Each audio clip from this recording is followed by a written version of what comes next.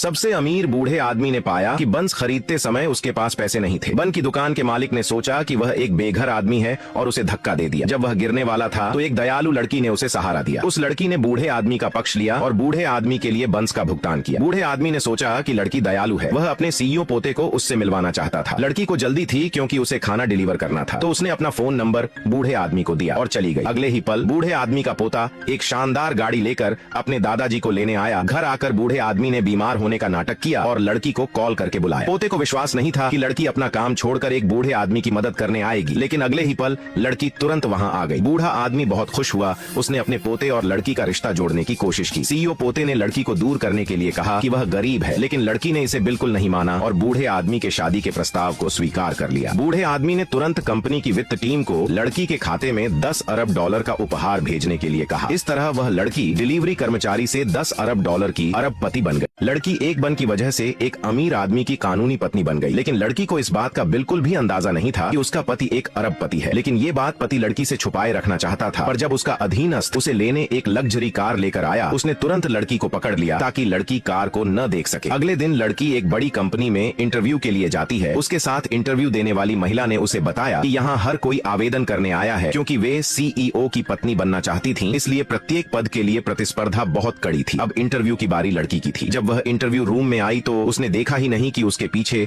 उसका पति भी था। यह पता चला कि जिस कंपनी में लड़की इंटरव्यू देने आई थी वह उसके पति के समूह के अंतर्गत ही आती थी और सीईओ जिसकी पत्नी बनने के लिए सभी प्रयास कर रहे थे वो लड़की का पति ही था। इस समय लड़की को कुछ पता नहीं था, क्योंकि दूसरी महिला ने उसकी मेहनत को कॉपी कर लिया था। इंटरव्यू लेने वाले को पता था कि लड़की का काम ओरिजिनल था, लेकिन उस महिला का पिता कंपनी के बोर्ड का सदस्य था और लड़की बाहर आ गई। तभी लड़की के पति, जो इंटरव्यू में हो रही नाइंसाफी के बारे में जान गए थे, वहां पहुंचे और लड़की से टकरा गए। सीईओ यह देखकर चौंक गया और अपनी पहचान छिपाने की कोशिश की। वह तुरंत पीछे हट गया और अपने एक जूनियर को बॉस कहकर बुलाया और खुद को सीईओ का असिस्टेंट बताया। जूनियर हैरान था, लेकिन तुरंत सीईओ के इस नाटक में साथ देने लगा। सीईओ ने भर्ती प्रक्रिया में इंटरव्यूअर्स की अन्यायपूर्ण हरकत की सजा दी और सभी इंटरव्यूअर्स को तुरंत नौकरी से निकाल दिया और उसी समय लड़की को नौकरी पर रख लिया। इसके बाद सीईओ ने अपनी पहचान को ड्राइवर और बॉस के असिस्टेंट के रूप में बताया। शाम को सीईओ एक सूटकेस के साथ लड़की के दरवाजे पर पहुंच गया। दरअसल सीईओ के दादाजी ने उसके और लड़की के वैवाहिक संबंध की पुष्टि करने के लिए उसे घर से बाहर निकाल दिया था और किसी होटल में रुकने की अनुमति नहीं दी थी। उसे लड़की के घर ही रुकना था। फिर भी उसने अपनी असली पहचान न बताने का निश्चय किया और सिर्फ इतना कहा कि उसके पास किराए के लिए पैसे नहीं है और मकान मालिक ने उसे बाहर निकाल दिया है। लड़की ने सीईओ के लिए खुद खाना पकाया और उसे अपने साथ स्ट्रीट लैंप के नीचे फूड डिलीवरी करने ले गई। सुबह होते होते सीईओ को एहसास हुआ कि वह इस मेहनती और खूबसूरत लड़की के प्यार में पड़। घर पर जब दोनों खुशी खुशी बातें कर रहे होते हैं तो लड़की अचानक अरबपति से कहती है कि वो धोखा देने वाले लोगों से बहुत नफरत करती है, क्योंकि उसकी माँ को उसके पिता ने